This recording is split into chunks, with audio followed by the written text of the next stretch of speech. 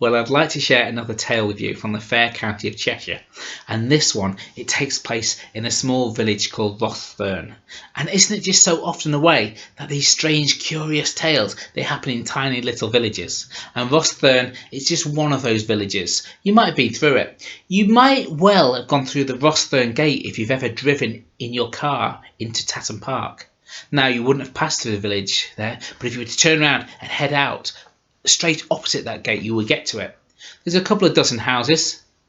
There were never any shops, nor certainly not a pub, because Lady Edgerton of Tatton wouldn't allow it. Once there was a blacksmith there, but there's a fine church, and at the bottom of a steep slope below the church, there's Rostherne Mere, a very special lake. For not only do a wondrous variety of birds come to gather there, but it's the deepest lake in all of Cheshire. Some would even say it's bottomless, and others yet would say there's a tunnel that goes from that lake all the way under the earth to the Red Sea. Now, the problem in Rostherne was this. On a Sunday, the priest would be in the church just wondering where everybody was. They were hard-working people. They had likely been tired, and they were still in bed.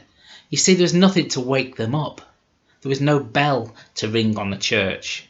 And so to solve that problem, the people of Rostherne, they saved and they saved some more until they could afford a fine bell, a huge bell, much bigger than they needed for their small village.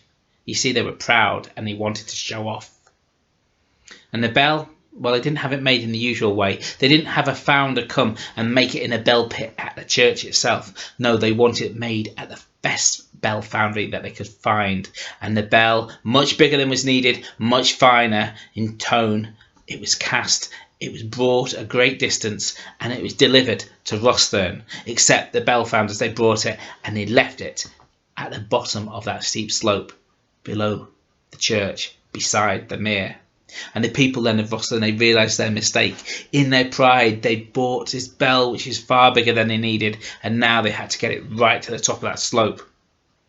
Well, they summoned the 3 strongest men in that village, who went down to the bell. They went down with ropes, and they tied the ropes around the bell, and they began to pull and tug and heave and pull and tug, and they got the bell nearly to the top of the slope until the rope snapped. The bell, it rolled loose, it rolled down the hill. They chased after it and they caught it just before it splashed into the cool waters of Rostherne Mere. So this next time they would not trust those ropes. This next time they grabbed hold of the bell with their bare hands, and they began to pull and tug and heave and pull and tug, and they got it nearly to the top when one of the 3 men slipped and the bell rolled loose, and it rolled and rolled, and they chased after it and they caught it just before it splashed into the cool waters of Rostherne Mere. Well, this time they would not trust the slippery soles of their boots. They took off the boots and they grabbed the mud of that slope with their toes and began to pull and tug and heave and pull and tug, and they got it all the way to the top, right below the church. And so they got everybody to come. Look what we did. We managed to get it up. Even though it was trying to make its way back down, we got it to the top. The second time they committed that sin of pride, and so to teach them a lesson, that bell, it rolled by itself. It rolled loose again, it rolled to the bottom, and they chased after it until one of those 3 strong men said, "Forget it, I don't care if I never see that bell ever again." And with that, the bell let out a loud dong, and then dong, and it sank to the bottom of Rostherne Mere, if indeed there is a bottom to that lake. Well, he was right. You never did see it again. But they hear that bell every Easter Sunday morning. It will ring from the waters of Rostherne Mere, and then there emerges a mermaid, and she sings her Easter hymn, and when she's done, with a flurry of her tail, she goes back down under the water through that tunnel to the Red Sea.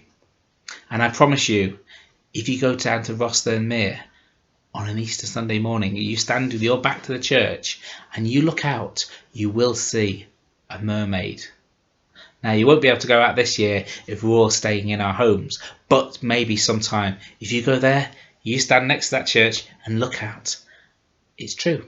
I've seen her.